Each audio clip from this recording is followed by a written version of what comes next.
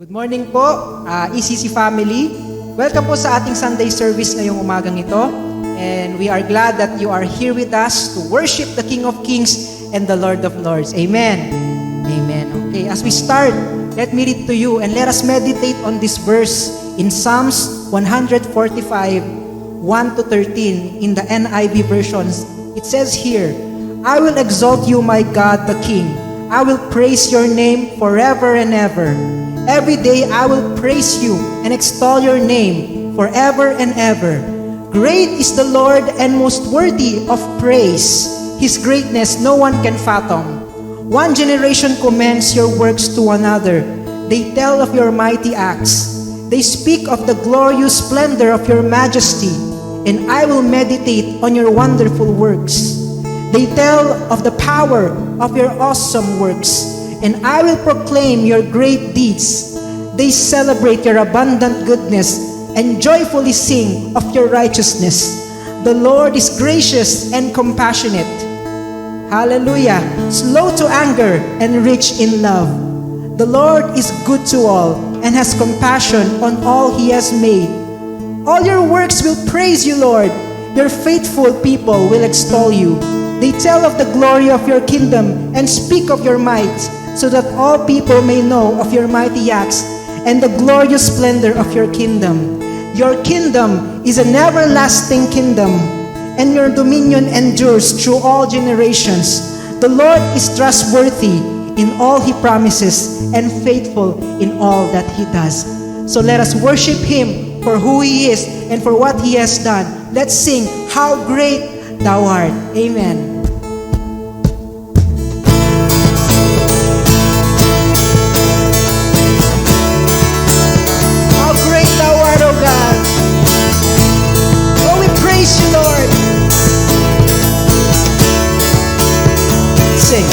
Lord my God, when I'm in awesome wonder, consider all thy work thy hand hath made. I see the stars, I see the stars, I hear the rolling thunders, thy part throughout universe display. Let's sing. Then sings my soul, my Savior God to thee. How great thou art, how great thou art. Then sings my soul, my Savior God to thee. How great thou art, how great thou art. And when I think that God is Son not sparing, sent Him to die, I start and take it. Then on that cross, my burden gladly bearing, He bled and died to take away my sin. Oh, then sings my soul, my Savior God to thee. we worship You, How great thou art, You are great. how great thou art. Then sings my soul, my Savior God to thee. How great thou art, how great thou art. When Christ shall come, When Christ shall come, with shouts of acclamation, and take me home, what joy shall be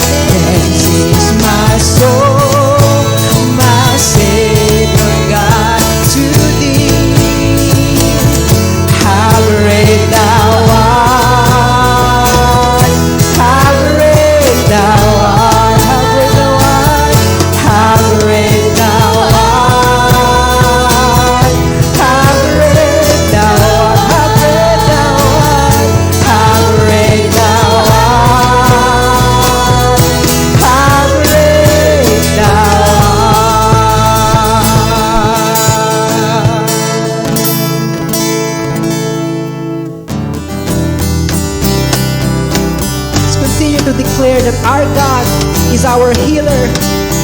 Our God is our strong tower. There is no one like our God. Amen.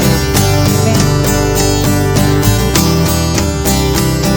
Hallelujah. Water you turn into wine. Open the eyes of the blind. There's no one like you. None like you. Into the darkness.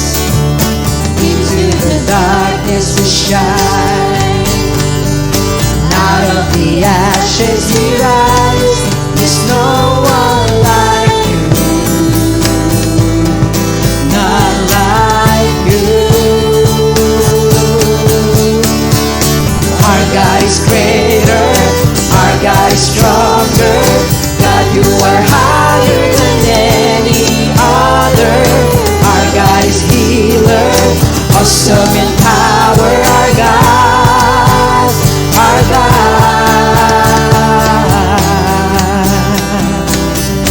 There's no one like our God. Into the darkness.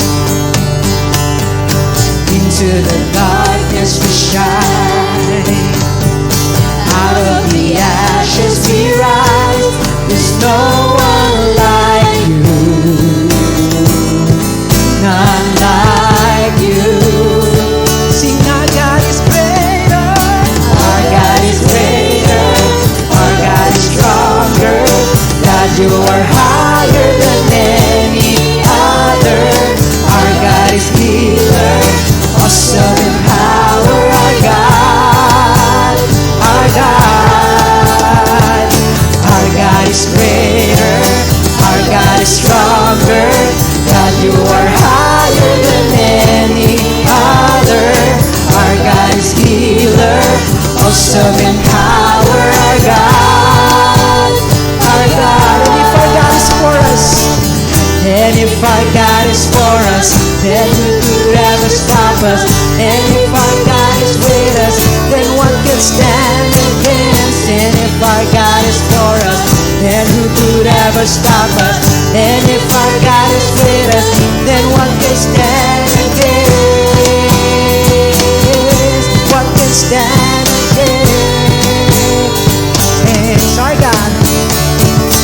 Our God is greater. Our God is stronger.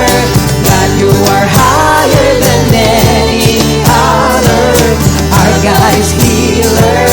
Awesome in power. Our God. Our God is greater. Our God is You are stronger. Hallelujah. God, you are higher than any other. Our God is healer. Awesome in power. Our God. Our God. Our God is for us. And if our God is for us, then who could ever stop us? And if our God is with us, then what? Let's declare it. Come on. And if our God is for us, then who could ever stop us? And if our God is with us, then what can stand against? And if our God is for us, then who could ever stop us? And if our God is with us, then what can stand against? And if our God is for us, then who could ever stop us? And if our God is with us, then what can stand against? Hallelujah. Then what can stand against? Hallelujah, Lord. Indeed, God, who can stand against you, God? No one, Lord God, is like you. For you are greater and stronger, Lord, than all our enemies, O God. Hallelujah.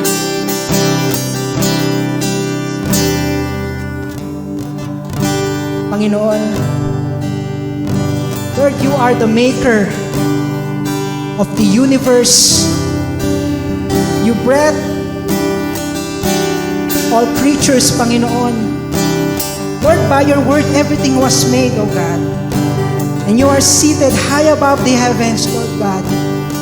You are in control. You are sovereign, Lord. You command all things. And yet, Panginoon, you see us personally. And yet you are the same God who has created us, you said that you are fearfully and wonderfully made. And you know, Panginoon, the number of our hair, O Panginoon. And you needed us, Panginoon, in the womb of our mother, O God. And you have personally made us and you gave us purpose.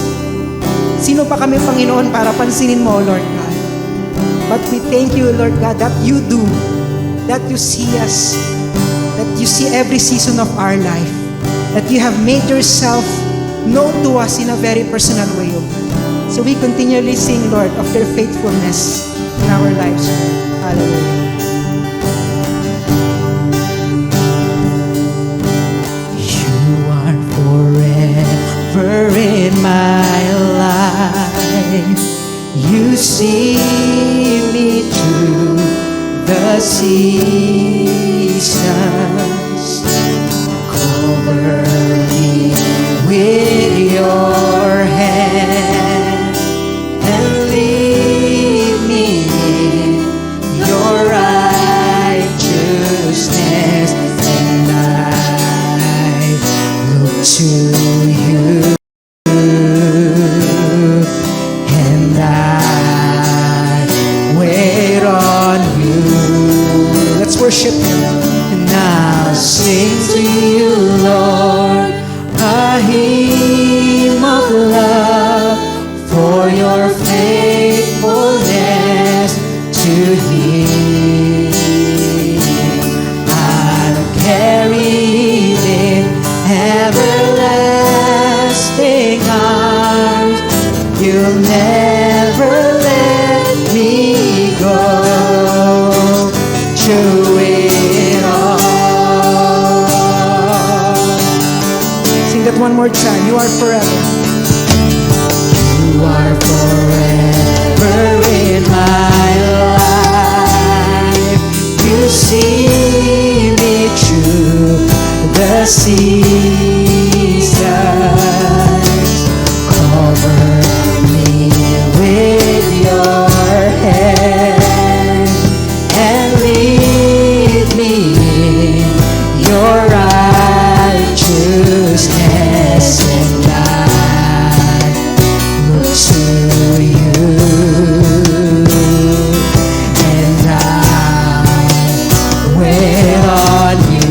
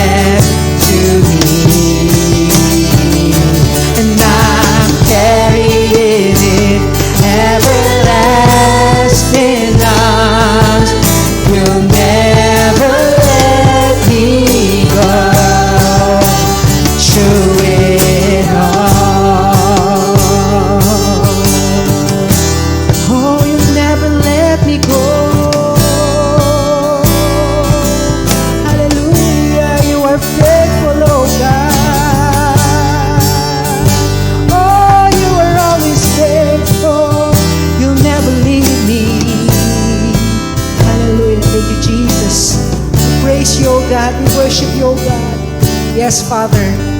Maraming salamat, Panginoon, sa umagang ito. And thank you, Panginoon, for bringing us together once again, whether physical or virtual, Panginoon. We believe that you are here in our midst, Father God, because you have said that if 2 or 3 gather in your name, Panginoon, your presence is there with us. So right now, we declare, Father, that you are present in our homes, Panginoon. And even, oh God, as we learn your word, as we listen, Panginoon, to your messenger this morning, open our hearts, Panginoon, sa mga pangungusap mo, Panginoon, sa amin, na maging personal po, Panginoon, yung salita mo sa buhay namin, na hindi lamang pupapasok at lalabas sa aming mga tenga, Panginoon, na walang nangyari o walang epekto, Panginoon, sa aming mga puso.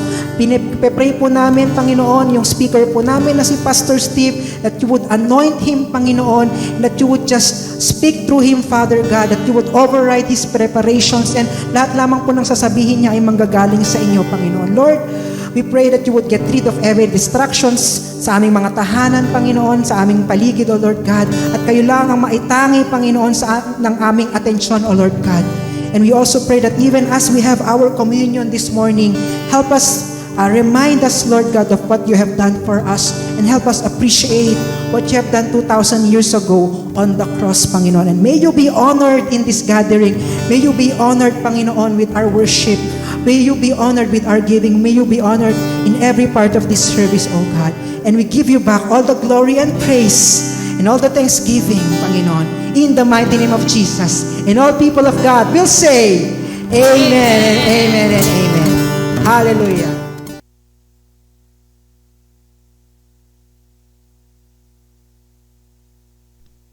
Hello po.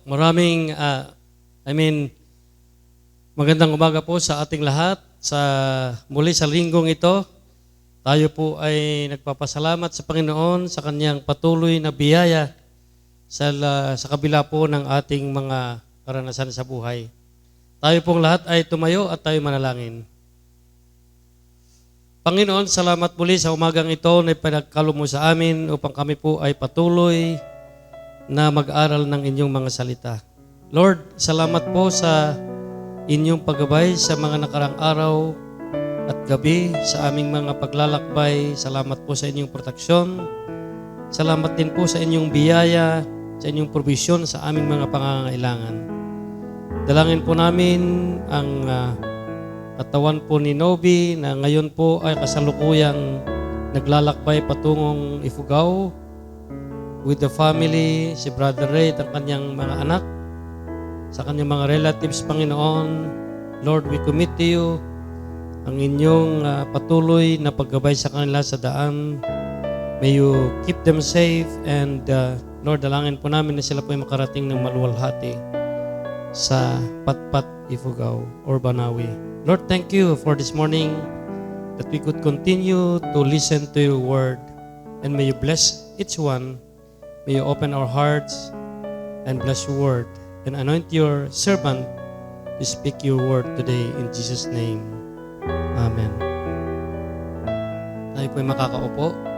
Ang ating pong teksto sa umagang ito ay matatagpuan sa Hebrews chapter 12 verses 5 to 13. At akin pong babasahin mula pa sa New International Version.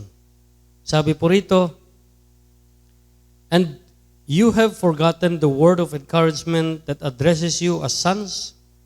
My son, do not make light of the Lord's discipline, and do not lose heart when he rebukes you. Because the Lord disciplines those he loves, and he punishes everyone he accepts as a son.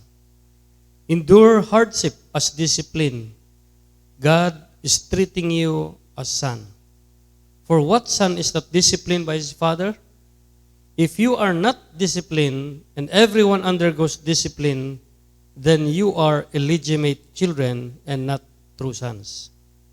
Moreover, we have all had human fathers who disciplined us and respected them for it. How much more should we submit to the Father of our spirits and live? Our fathers disciplined us for a little while as they thought best, but God disciplines us for our good, that we may share in His holiness.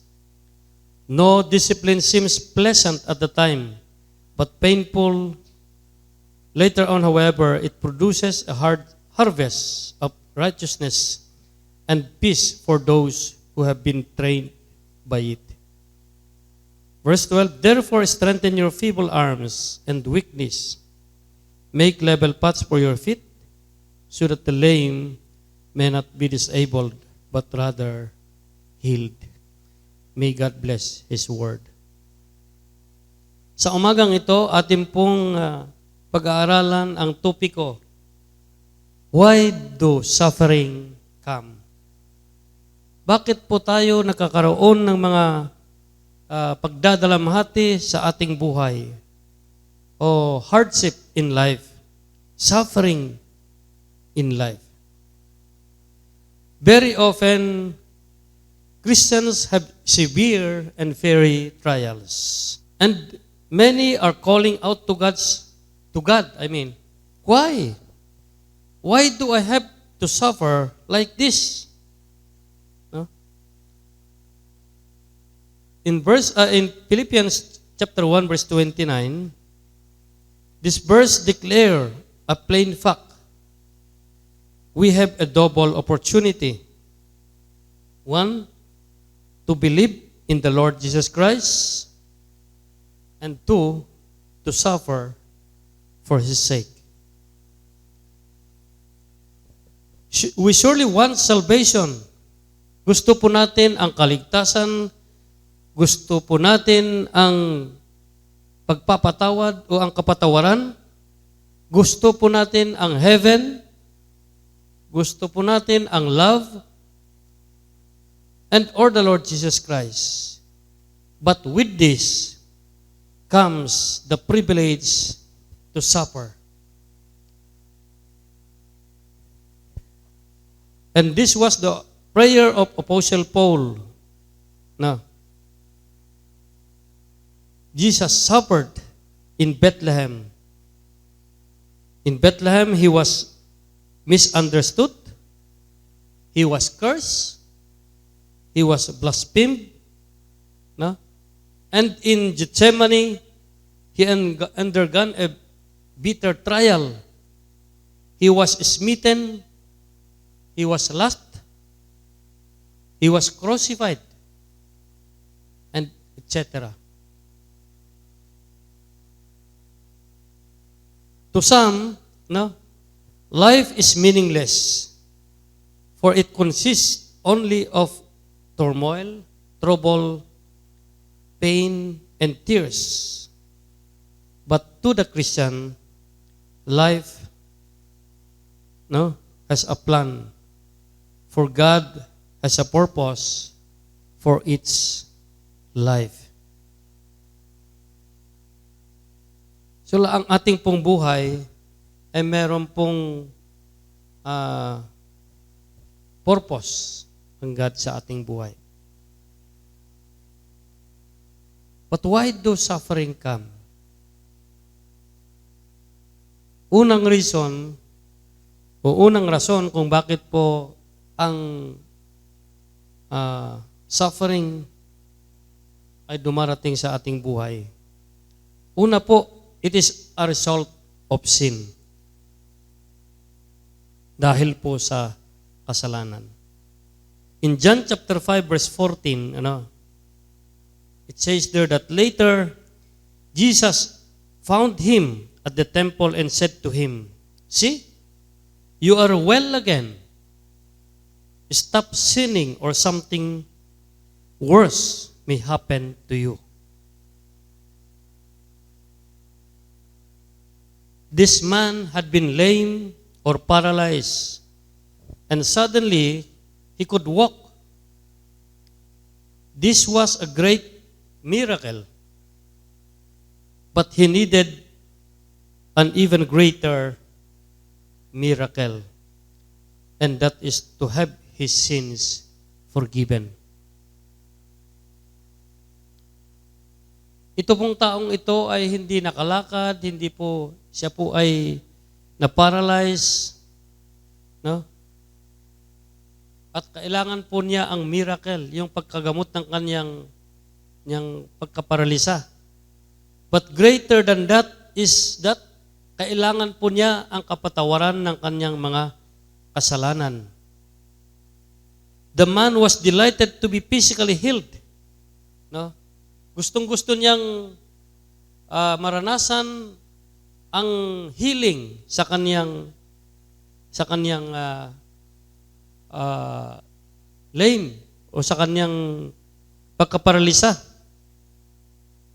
But he needed more, better. And that is ang kanyang kasalanan ay mapatawad. And seek God's forgiveness to be spiritually healed. God's forgiveness is the greatest gift you will ever receive.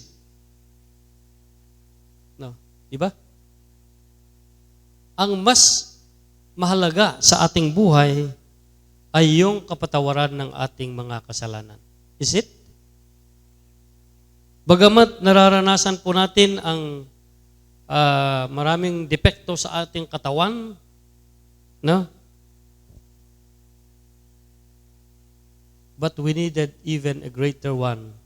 At yan po ang dapat po nating hindi ma-neglect, and that is the gracious gift of God's forgiveness. In Numbers chapter 12 verse 10, in the Old Testament, Miriam, when the cloud lifted from above the tent, there stood Miriam, leprous like snow. Aaron turned towards her and saw that she had leprosy.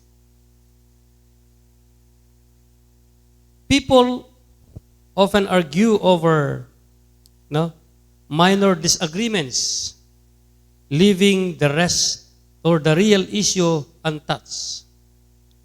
Maraming mga bagay ang hindi pinagkakaintindihan ng mga tao, yung mga minor issues. And such was the case when Miriam and Aaron came to Moses with a complaint. They represented the priests and the prophets, the two most powerful groups next to Moses. The real issue was their growing jealousy of Moses, position, and influence, since they could not find fault with the way Moses was leading the people. They chose to criticize his wife. So walang ginawa po itong dalawa kundi mag-criticize sa asawa ni Moses. Rather than face the problem squarely by dealing with their envy and pride, they choose to create a diversion from the real issue. When you are in disagreement, stop and ask yourself if you are arguing over the real issue or if you have introduced a smoke screen by attacking someone's character. If you are unjustly criticized, remember that your critics may be afraid to face the real problem. Don't take this type of criticism personally. Ask God to help you identify the real issue and deal with it. So, ang unang dahilan kung bakit meron po tayong mga suffering ay ang kasalanan. In 2 Chronicles chapter 16 verse 12, in the 39th year of his reign, of the reign of Asa, Asa was afflicted with a disease in his feet. Though the disease was severe, even in his illness, he did not seek help from the Lord, but only from the physician. The criticism of Asa's visit to the physician was not a general indictment of medicine. No? Asa's problem was that he completely ignored God's help. Hindi po siya, nung nagkaroon po siya ng sakit, hindi po siya nagpatulong sa Panginoon. The medicine practiced at this time was a mixture of superstition and folk remedies. No. We should certainly avoid any pseudo medical treatment derived from occult sources.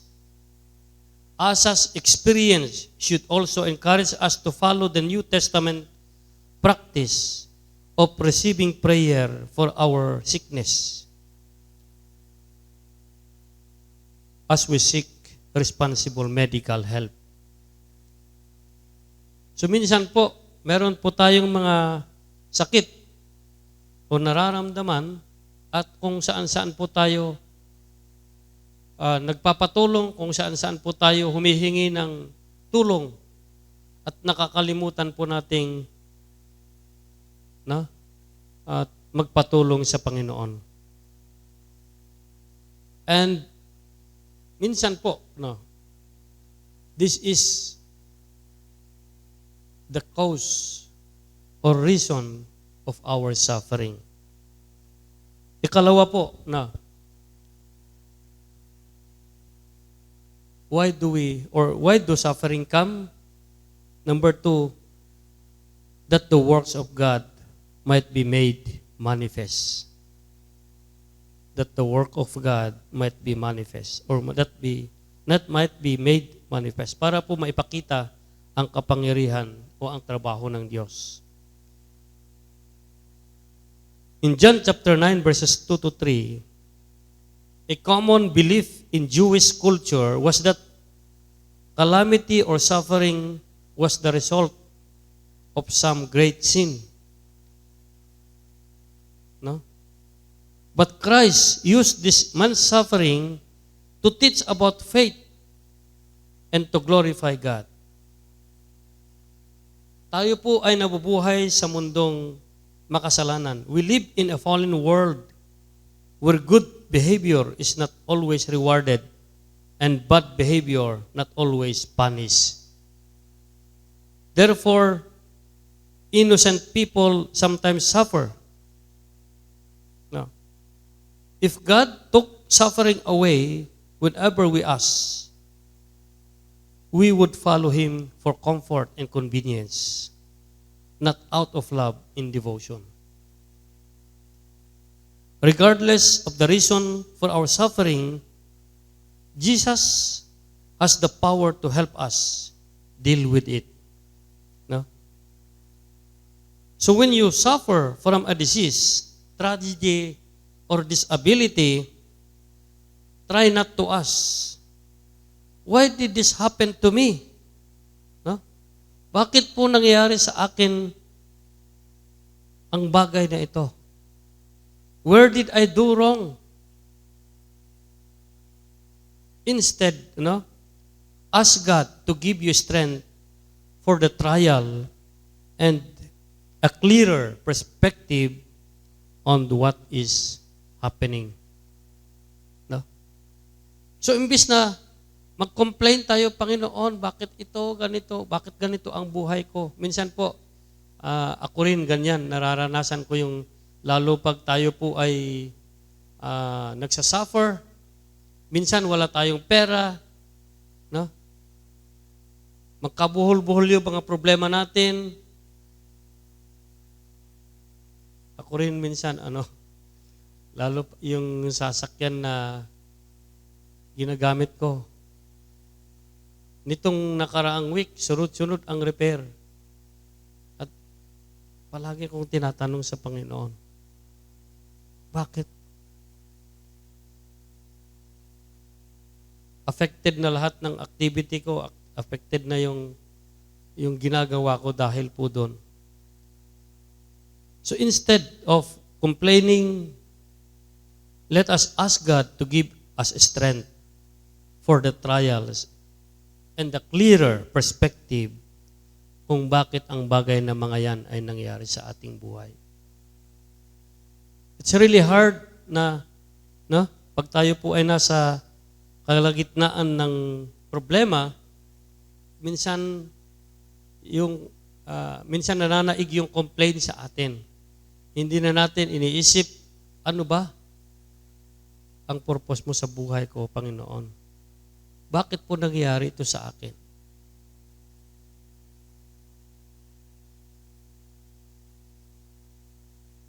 So, one reason kung bakit po nangyayari ang suffering sa ating buhay, that the work of God might be made manifest. Para po maipakita kung paano po magtrabaho ang Diyos. And the third reason why suffering comes to us is for the glory of God. For the glory of God. In John chapter 11 verse 4, no, when he heard this, Jesus said, "This sickness will not end in death. No, it is for God's glory, so that God's Son may be glorified through it."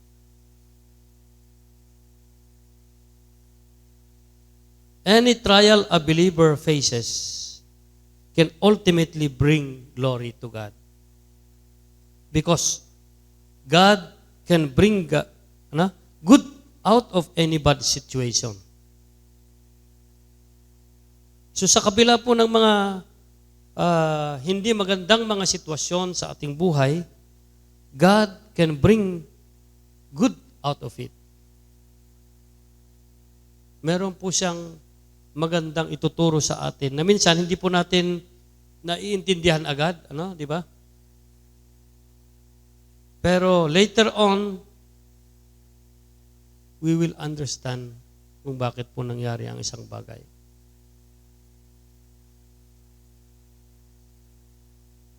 I was thinking of Ate Sally and Pastor Harms. Nung nawala po ang kanilang anak, no? Later on, after how many years, meron pong nangyaring almost the same case. Nung nagsasalita si Ate Sally at nagbibigay ng comfort dun sa pamilya, effective yung pagsasalita ni Ate Sally because naranasan niya mismo na nangyari sa kanilang buhay.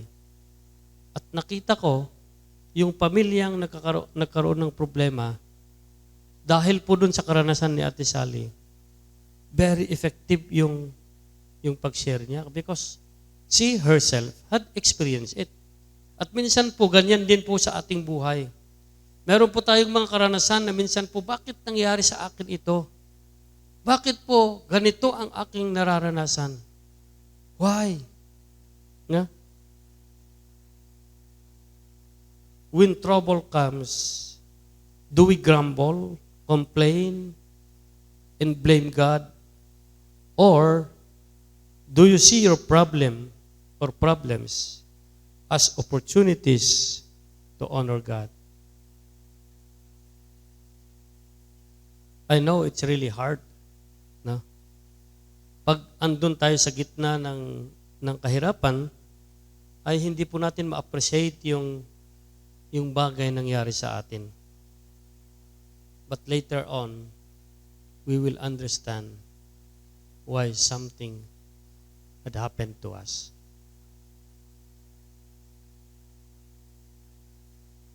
The fourth reason why suffering comes to us is that because of the work of the enemy. Dahil po sa trabaho ng ating kaaway. With God's permissive will, this was the experience of Job in the book of Job. Pag basahin po natin book of Job, dito po nakasulat yung mga experiences na kung saan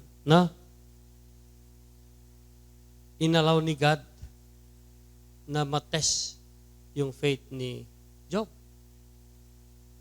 Satan attempted to drive a wedge between Job and God by getting Job to believe that God's governing of the world was not just and good.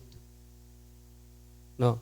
Satan had to ask God for permission to take Job's wealth, children, and health away. Satan was limited to what God allowed. So, dito po na we must learn to recognize and not fear Satan's attacks because Satan cannot exceed the limits that God sets. Don't let any experience drive a wedge between you and God. No. Although you can control how Satan may attack you, you can always choose how you will respond when it happens. Kasi po, tulad po ng nangyari sa buhay ni Job. Han nga pinalubusan ni Apo Diyos, nga lumampas di panangluko ni Satanas kin ni Job. Ako na nagpatingga ka lang dito eh. Na? So namatay ang kanyang mga anak, ang kanyang pamilya, nawala ang kanyang riches. Pero tulad po ng experience ni Job, na natili siya sa Panginoon. So sometimes suffering comes to us because of the work of the enemy. Because of the work of Satan. In Mark chapter 5, verses 1 to 5, the outcast of Gadara was mentally ill because of the indwelling demons. Although we cannot be sure why demon possession occurs, we knew that evil spirits can use the human body to distort and destroy man's relationship with God, and likeness to Him. Even today, demons are dangerous, powerful, and destructive. Hanggang ngayon, while it is important to recognize their evil activity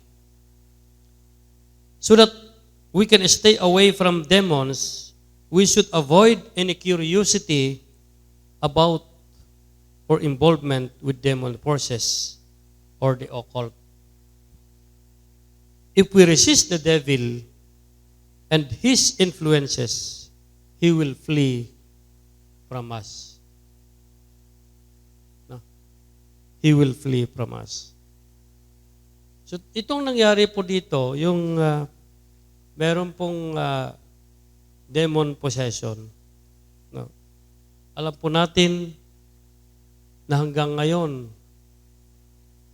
ay meron pa ring demon possession. Because we know that Satan has power. And this is sometimes the cause of our suffering. The work of the enemy. In Luke chapter 13, verse 16, the demon was bound by Satan for 18 years. 18 years.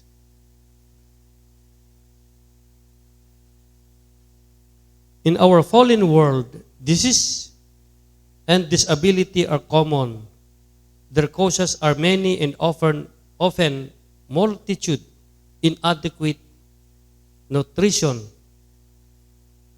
contact with a source of infection, lowered defenses, and even direct attack by Satan. Whatever the immediate cause of our illness, we can trace its original source to Satan. So kahit ano pong klaseng sakit, pag atin pong titingnan, the original source ng lahat ng mga ito ay mula kay Satanas. The author of all the evil in our world. But the good news is that Jesus is more powerful than any devil or any diseases. Do you agree? Of course. He often brings physical healing in this life. And when He returns, He will put an end to all diseases and disability. So darating po ang araw na lahat ng mga disabilities, lahat po ng mga ginagawa ng dyablo sa ating buhay ngayon, there will be a time na lahat ng mga bagay na ito ay mahihinto. No.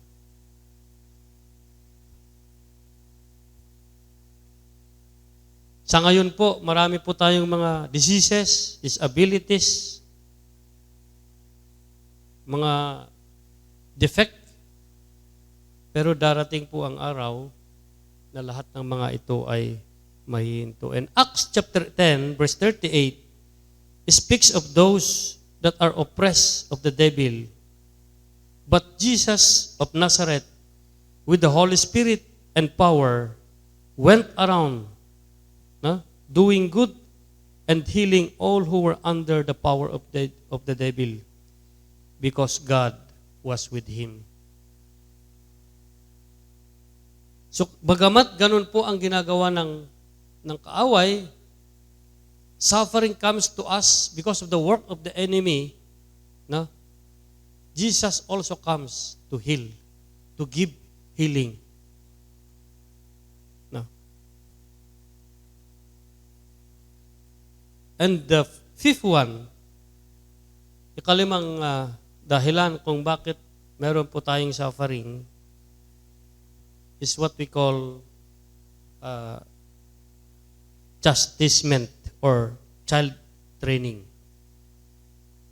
I was looking in the dictionary. Ano bang pagbasa nito? Nakita ko chastisement or child training. Dito po sa ating teksto kanina sa Hebrews chapter 12 verses 5 to 13. No. Who loves his child more? The father who allows the child to do what will harm him, or the one who corrects, train, and even punishes the child to help him learn what is right? Sino po ba ang totoong ama? Yung sinasaktan ang kanyang anak para matrain, no? Or the father who allows the child to do what will harm him? Siyempre po, ang alam po natin, no? Yung tatay na nagpapanis sa kanyang anak, yun po ang totoong nagmamahal sa kanyang anak. Dahil ang gusto ng anak o ama or ina sa kanyang anak ay gumawa ng mabuti, di ba? So pag ang anak mo ay gumagawa ng mali, pag mahal mo siya, mahal mo yung anak mo, anong gagawin mo? Of course, you will correct him, you will punish him. Pero pag nuhaan mo ngay nga, bye-bye amday anak mo kit kasjay, do you really love your child?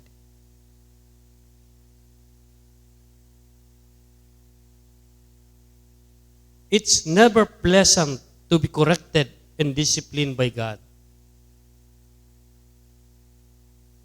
Diba, no, pag tayo po ay nakakaranas ng mga hindi maganda, no? It's very unpleasant.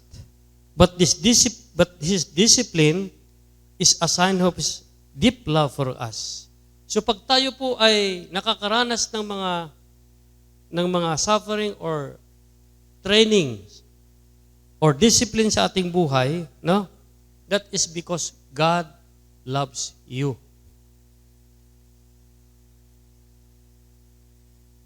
when God corrects you or us, correct us,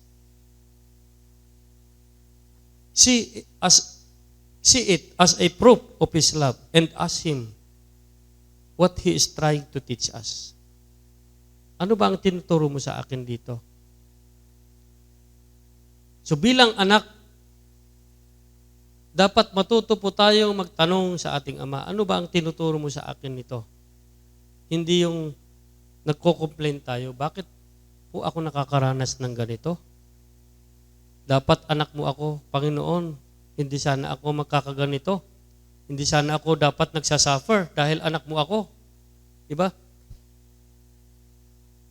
Pero, bakit tayo po ay nagsasuffer? Bilang Ama, He allows us to be trained. To be trained sa pamagitan po ng ating mga experiences sa buhay. Sa pamagitan po ng mga pagkokorek sa atin ng Panginoon.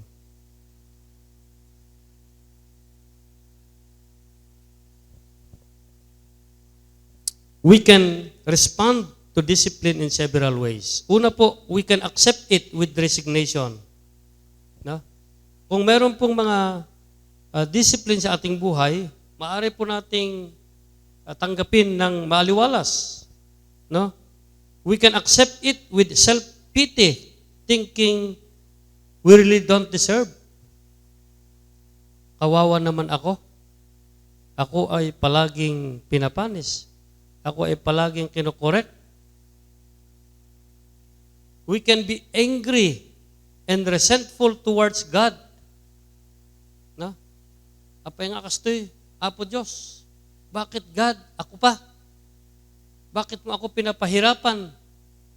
No? How do we respond to God's discipline? We can accept it gratefully as the appropriate response we owe to a loving Father. Ano ba ang ating response pag meron pong discipline sa ating buhay? Do we accept it gratefully dahil alam po natin na tayo ay minamahal ng ating mapagmahal na Ama? Or dahil sabi natin, anak sa nga anak ni Apo Diyos. Kapay nga parparigatin nak. Diba? Bakit po ako pinapahirapan ng Diyos? Totoo bang anak mo ako? Minsan, alam po ninyo, minsan, yung tatay ko po, nung bata ako,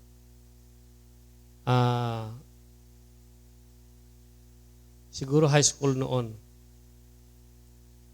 sumulat ako sa tatay ko kasi, na-feel ko na parang hindi ako mahal. Dahil nung nag-aral ako, nagko-complain ako kasi walang masyadong allowance, yung ganon, school. Sumulat ako sa tatay ko, totoo bang anak niyo ako? Nilagay ko doon sa sulat. No? Totoo bang anak mo ako? Sabi ko kay tatay. Sumulat ako sa bahay. Para bang pero alam nyo, later on, na-realize ko na mali yung ginawa ko. Kasi alam nyo po, natuto akong, dahil nagkukulang yung allowance ko noon, natuto akong kumain ng kahit ano. Hindi ako namimili ng pagkain. Kaya I can eat,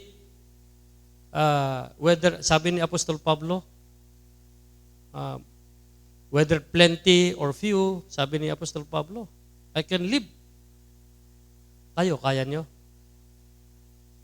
Or kailangang plenty palagi? Sa ating buhay minsan po, God allows discipline to our life. God allows suffering to train us. God is only a disciplining parent, but also a demanding coach who pushes us to our limits and requires our lives to be disciplined. Although we may not feel strong enough to push onto victory, we will be able to accomplish it as we follow Christ and draw on His strength. Then we can use our growing strength to help those around us who are weak and struggling. So tulad po ng aking na-share kanina sa experience po ni Ate Sally, na nagiging effective yung natin. Pag tayo po ay ginamit ng Panginoon sa ibang tao, nagiging effective pag tayo pong mismo ay nakaranas ng ganoon. No? So mga kapatid, why do suffering comes? Una po, as a result of sin. And second one, so that the works of God might be made manifest. Para po may display, may pakita ang trabaho ng Diyos. And suffering comes to us for the glory of God. And suffering also comes to us sometimes because of the work of the enemy. And suffering comes to us minsan po dahil gusto tayong i-train ng Panginoon. Suffering is often a part of God's plan to train us. Tayo pong lahat ay tumayo at tayo manalangin. Panginoon, salamat po sa umagang ito, sa pagkakataon na kami po ay muling makapag-aral ng inyong salita. Panginoon, marami na po kaming mga karanasan sa buhay na minsan po ay nagko-complain kami sa inyo, especially when we suffer. Ngunit salamat po sa aming natutunan sa umagang ito because through our suffering, you have a purpose. Bagamat minsan, ito po ay trabaho ng diablo. But you allow Satan to work in us. Or you allow Satan to tempt us. But Lord, thank you because you are there to help us. Salamat po Panginoon dahil sa kabila po ng aming kasalanan, we suffer because of our sins. But thank you because you are there, a God who cares, a God who loves us in spite of our sins. Thank you, Lord God, because you allow us to suffer so that your power might be displayed in our life. And Lord, may you be glorified sa lahat po ng aming mga suffering. Thank you because you love us. That's why you allow suffering to come to us so that we will be trained as your children. Salamat po sa inyong biyaya, sa inyong pagmamahal sa amin bilang yung mga anak. And Lord, help us that in times of suffering, we will learn to come to you. Salamat po, Panginoon, sa umagang ito. In Jesus' name we pray. Amen. Amen. God bless po.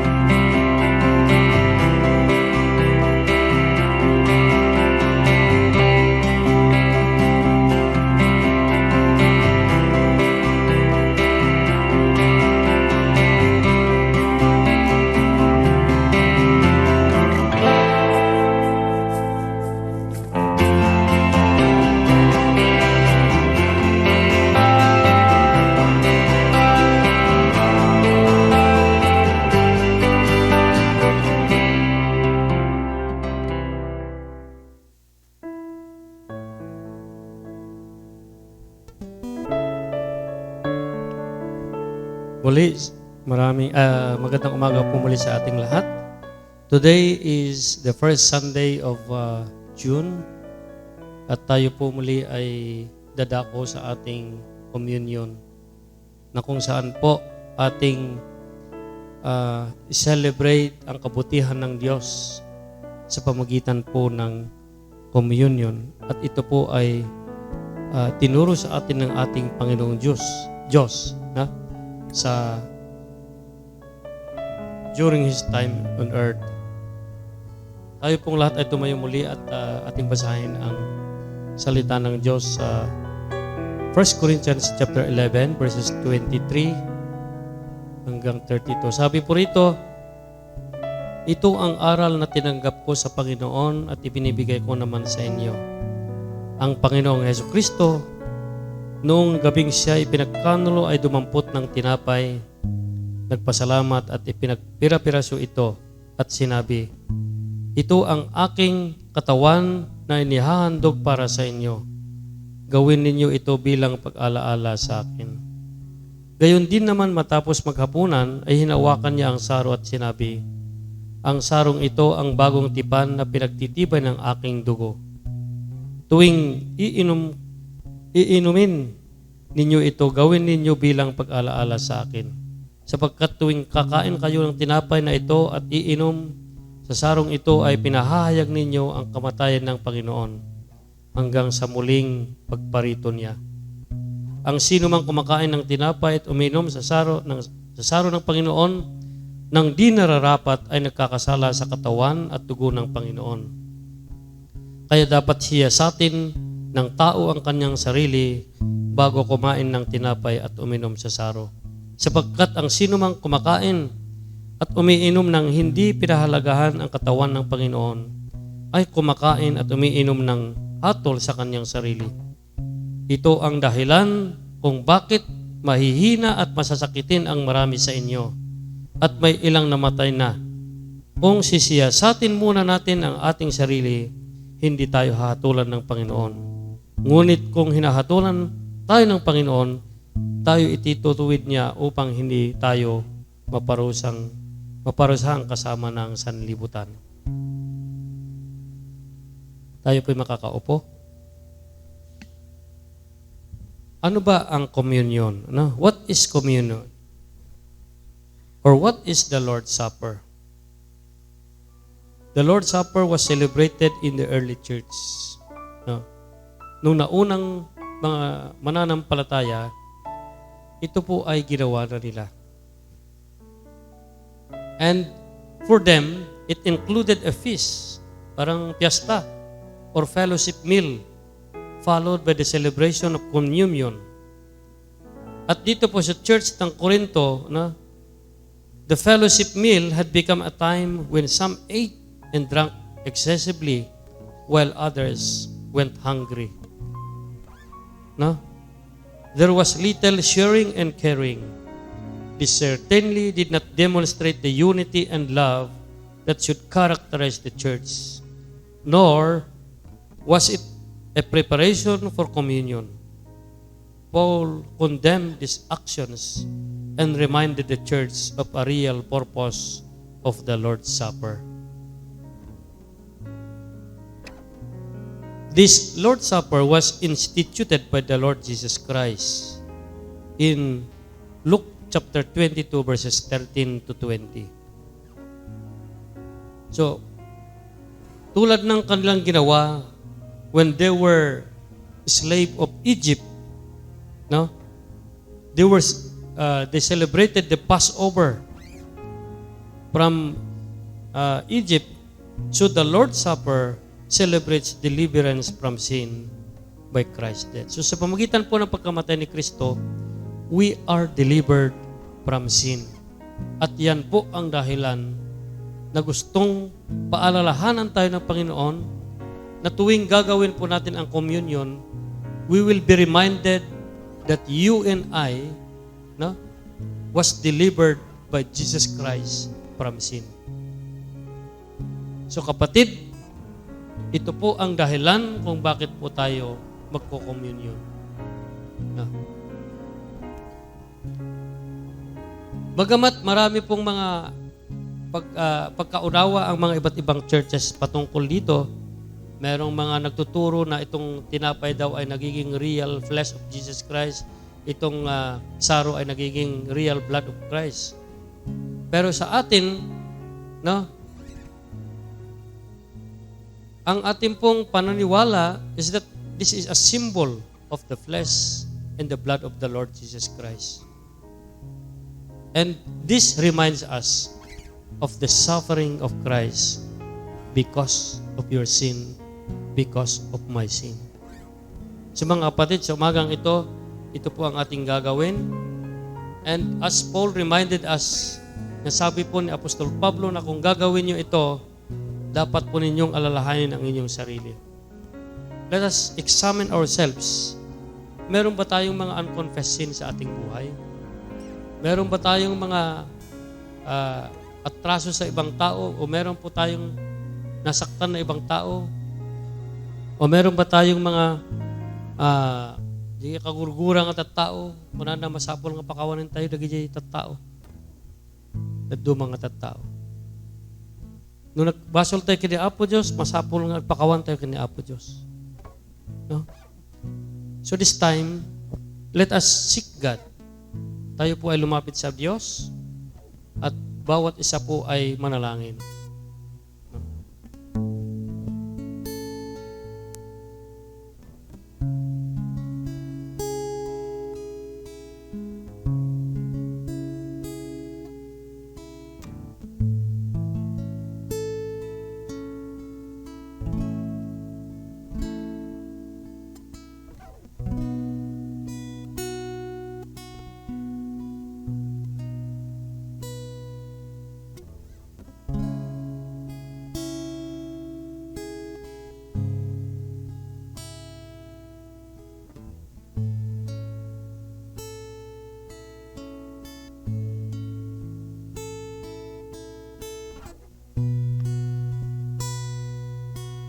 Panginoon, salamat po sa umagang ito that we can celebrate your goodness and your faithfulness sa aming buhay sa pamagitan po ng communion na ito. Lord, kung merong mga bagay ang hahadlang sa amin upang gawin ito, nakaaya-aya sa inyo. Kami po ay dumudulog sa inyo, lumalapit sa inyo, humihingi ng kapatawaran. Panginoon, pag meron pong mga hindi magagandang bagay na lumabas sa aming bunganga, sa aming dila, Panginoon, if we have hurt other people, if there are words that are not worthy that came out from our mouth, Panginoon, patawad po. At kung may mga hindi magagandang bagay na pumasok sa aming isipan na hindi po kaaya-aya sa inyo, Panginoon, kami po ay lumalapit at humihingi ng kapatawaran. Lord, kung meron po kaming mga nasaktan na mga tao through our actions, through our word, Lord, forgive us. Patawaran po kami. Lord, if we have failed to obey you faithfully, if we have failed to obey your command, Lord, patawad po. And we acknowledge that we are sinners. There is nothing hidden from you. Kilala mo po kami, Panginoon. Patawarin po kami. Lord, tulad po ng inyong sinabi that when we confess our sins, you are faithful and just to forgive us and to cleanse us from all our unrighteousness. Lord, we claim your promise. We claim your promise of forgiveness and your cleansing through the blood of your Son, Jesus Christ.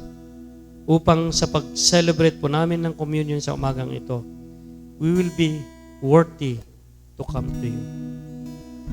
Thank you because you have sacrificed on the cross. Thank you because you have delivered us from our sins. You have forgiven us, you have cleansed us through the blood of your Son, Jesus Christ. And Lord, as we join together in celebration of your goodness and your faithfulness, Cleanse us. Purify us, O God. Thank you, Lord God. Salamat po sa lahat ng iyong biyaya. May you guide it. Help us, Lord God. In Jesus' name we pray. Amen. So as a practice po ng ating church, tayo po ay, yung mga nasa bahay po, kung meron po kayong mga na-prepare dyan na mga pang-communion na tinapay at ng saro, you can do that with your family. So, dito naman po tayo lumapit dito at kukuha ng tinapay at ng saro at sabay-sabay po natin kainin yung tinapay at saro. Mamaya po.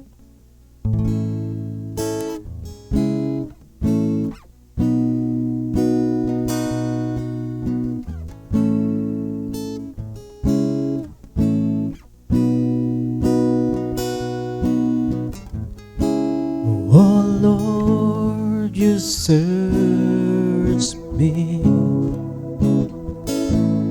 You know my way. Even when I fail you, I know you love me. Your Tayo po ay lumapit dito at kumuha ng tinapay at ng saro. Surrounding me in every season,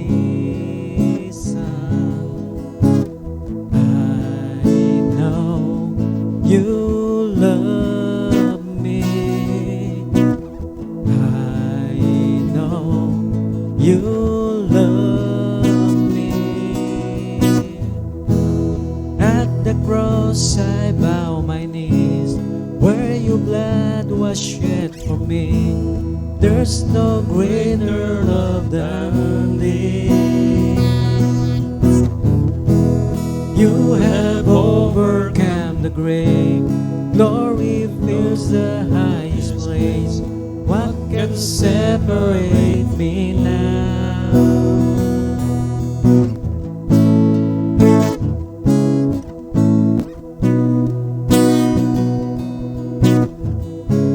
You go before me.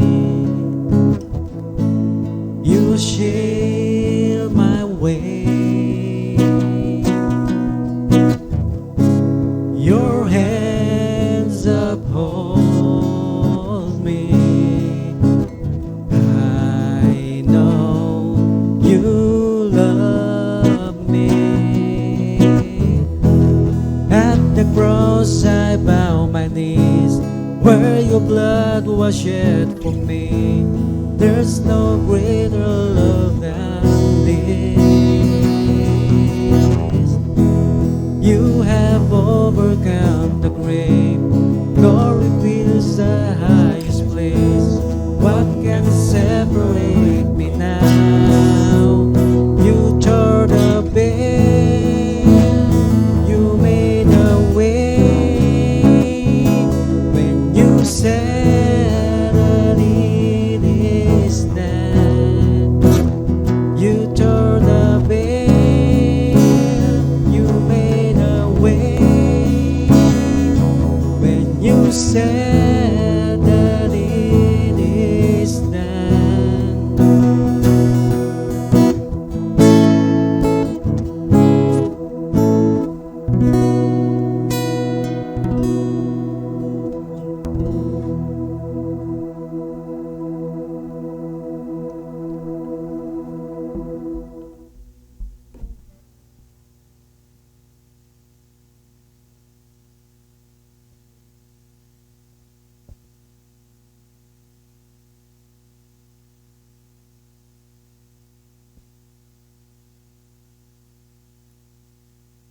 Noong gabing siya ay pinagkanulo ay dumampot ng tinapay, nagpasalamat at pinagpira-piraso ito at sinabi, ito ang aking katawan na nihahandog para sa inyo. Gawin ninyo ito bilang pag-alaala sa akin. Sabay-sabay po natin kainin ang tinapay na may pasasalamat sa Panginoon.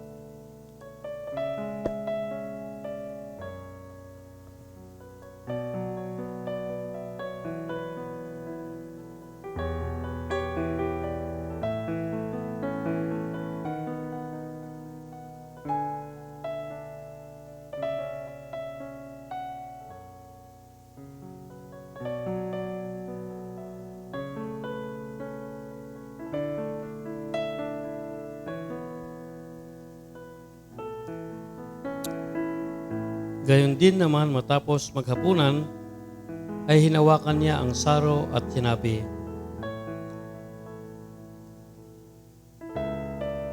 "Ang sarong ito, ang bagong tipan na pinagtitibay ng aking dugo. Tuwing inumin ninyo ito, gawin ninyo bilang pag-alaala sa akin." Sabay-sabay po natin inumin ang saro may pasasalamat sa Panginoon.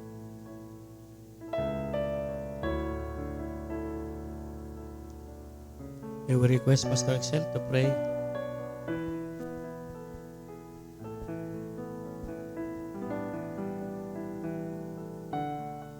Panginoon, maraming salamat po sa dakilang sakripisyo na inyo pong ipinagkaloob, ipinadama sa sanlibutan. Kayo ay pumarito upang kami ay inyong abutin, upang kami ay inyong iligtas sa pamamagitan po ng sakripisyo, Panginoon, namatay ang iyong bugtong na anak doon sa krus ng Kalbaryo upang kami ay maligtas. Salamat po sa dakilang sakripisyo na yan, Panginoon. At bilang tugon naman namin, Lord, tulungan mo kami ng aming buhay na inyo pong niligtas ay maging kaaya-aya din po, kalugod-lugod sa inyong harapan. Magamit niyo po, Panginoon, kami bilang mga instrumento mo upang marami pang mga hindi mananampalataya na hindi pa po nakakilala sa inyo, marinig at mapakinggan nila, Panginoon, ang kaligtasan, ang gospel of salvation. Ilagay mo sa aming mga puso, Panginoon, ang bigatin, ang pag-ibig sa mga kaluluwa, gaya po ng inyong pag-ibig sa amin, Panginoon. Maraming salamat po, God, sa paalaala na ito na kami ay inyong kinubos at kinakailangan din kami, Panginoon, ay magbahagi rin ng katubusang ito sa mga iba pang hindi po mananampalataya. Salamat po, Diyos, sa iyo ang kaluwalhatian, papuri sa matamis na pangalan ni Jesus. Amen. Salamat po at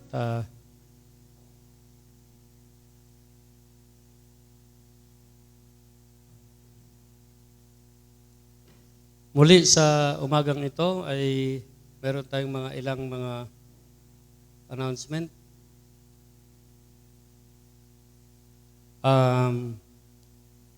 Of course, tayo po ay magpapatuloy sa ating live streaming dahil po sa limited pa po ang ating attendance sa church as per guidelines na protocol na binigay sa atin. So, we will continue to have our live streaming. Bagamat pwede na po ang 30%. Ano, Pastor? We can have a 30% attendance. So, more or less, if 30% of 100, so mga 30. So, pwedeng dumalo yung mga edad 20 above, below 60. Ay pwede na pong, basta limited po yung attend dito sa church, at least 30 people. So, ipagpatuloy po din po nating ipag-pray si Brother Ray at ang kanyang mga anak. Extended po pala ang kanilang burial sa Wednesday. Instead po na bukas, Lunes, as per information kahapon po doon sa vigil, sabi po nila na pinag-usapan ng family na hindi na po sa Lunes ang libing, kundi sa Miyerkules. So patuloy po nating let us continue to pray for the family of Ray. And ito po, let us continue to pray for our family, for the loss of our Tito Crisanto Del Mundo, especially sa wife niya na si Aida Marie Del Mundo, at sa mga cousins po namin na sina Marie Chris Del Mundo, Christine Del Mundo, Crisanto Del Mundo Jr., no? Let us pray for peace and acceptance. Ito po ay request galing po kina Brother Paul and Elaine. So let us continue to pray for the family of Del Mundo, na his wife, si Aida Marie, and also sa mga relatives nila, let us continue to pray for them. Meron pa tayong mga ibang concern dyan. And ang ating pong Bible study ay magpapatuloy mamayang hapon kina Sister Amy at 2 o'clock. At tapos yung Bible study natin kina Brother Randy Akangan family, magpapatuloy sa Tuesday. Doon din po sa bahay nila Robert and Jing sa Thursday. And dito, Pastor Excel, pwedeng magpapatuloy din yung Bible study na hinahandle ni Pastor Excel, Thursday and Saturday. So, pag may mga gustong sumama po na mag-alalay, or you can pray for us as we have this Bible studies para po sana po patuloy pong lumago ang ating mga Bible study. Any other concern? So pag wala na po, tayo po ay manalangin. Yes, pala, sorry. Of course, yung ating anniversary sa this June, last Sunday of June, at tayo po ay magse-celebrate ng ating anniversary through live streaming sa June 27, at ang ating tema po ay Abide, Arise, and Shine. Of course, our speaker, Pastor June Iwik, and we will have some other parts of the program. Sana po tayo makasali. You can join us, yung mga hindi makakapunta ng church, you can join us through live streaming. And also regarding our tithes and offering, you can give through, you can drop at our church, at you can call up Julian who stays here. Yung mga magdadrop po dito sa church, pwede po ninyong ibigay kay Julian. And then you can also send us through GCash and also through bank. At i-post po ni Brother Stephen yung yung mga kung saan po natin ilalagay yung mga tithes and offering natin.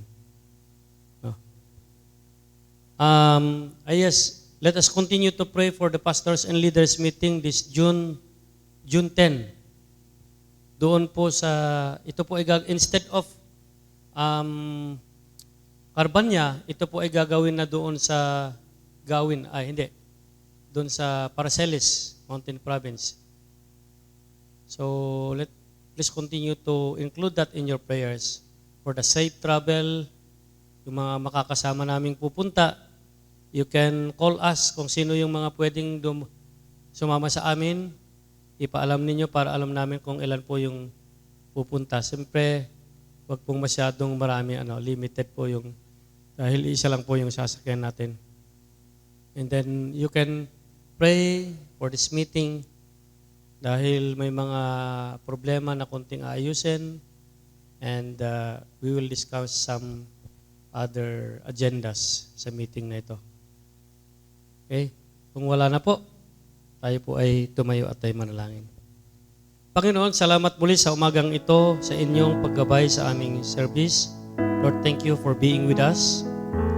Na bagamat ang mga iba po ay nasa kanilang mga bahay, na kami po ay magkakalayo, salamat po dahil kayo ang Diyos na kasama po namin kahit nasaan man po kami. Lord, we give you glory, we give you honor for all what you are doing in the life of each one. Panginoon, amin pong dinudulog sa inyo ang aming kapatid na si Aida Marie Del Mondo na namatayan po. Dalangin po namin na bagamat wala na po ang kanyang asawa na si Tito Crisanto Del Mondo, Lord, dalangin po namin ang iyong patuloy na pagbibigay ng encouragement sa kanya. Ganon din po ang mga pinsan po ni Aida Marie, si Christine Del Mondo, si Crisanto. Lord, we commit to you them, Lord, si Marie Chris. Lord, dalangin po namin na kayo po ang patuloy na magbigay ng kalakasan sa kanila upang maibsan po ang kanilang pagdadalamhati. We believe, Lord, na kayo po ang magbibigay ng comfort sa kanila. Lord, we commit to you, ganoon din po ang pamilya ni Brother Ray, who is traveling now. Lord, patuloy po namin dinadalangin ang inyong guidance, ang inyong proteksyon sa kanila sa daan.